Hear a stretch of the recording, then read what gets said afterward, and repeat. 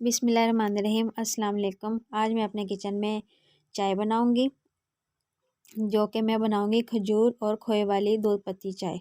जिन लोगों को चाय पीने का शौक़ है वो ये रेसिपी लाजमी ट्राई कीजिएगा, और हो सके तो मेरे चैनल को सब्सक्राइब कर दीजिएगा। आप मेरे चैनल को सब्सक्राइब करेंगे तो इससे मेरी हौसला अफजाई होएगी। अगर आप इस चाय की मेरे साथ पिक्चर शेयर करना चाहते हैं तो आप मेरे इंस्टाग्राम पर जाकर मेरे channel fun time with cooking का पेज पर शेयर कर सकते हैं।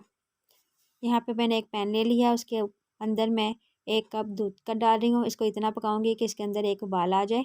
यहाँ देखें एक उबाल आ चुका है। अब मैं इसके अंदर एक सब्ज़ इलायची डाल दूँगी फ्लेवर के लिए, और 1 टीस्पून चीनी और 1 टीस्पून ही चाय की पत्ती।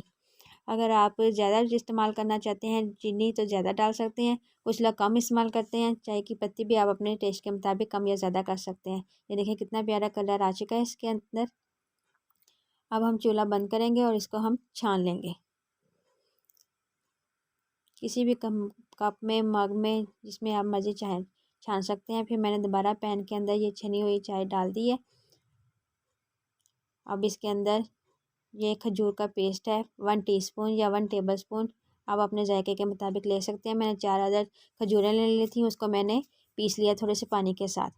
अब इसके अंदर खोया 1 टेबलस्पून, ये मैंने इसको अच्छी तरह मैंने तोड़ लिया था खोए को, और इसको मैंने 1 टेबलस्पून इसके अंदर शामिल कर दिया।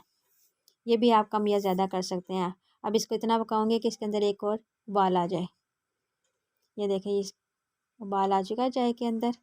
अब इसको हम निकाल ले किसी खूबसूरत से मग में। ये देखें जी, हमारी खजूर और खोए वाली दूध पत्ती चाय बिल्कुल तैयार है।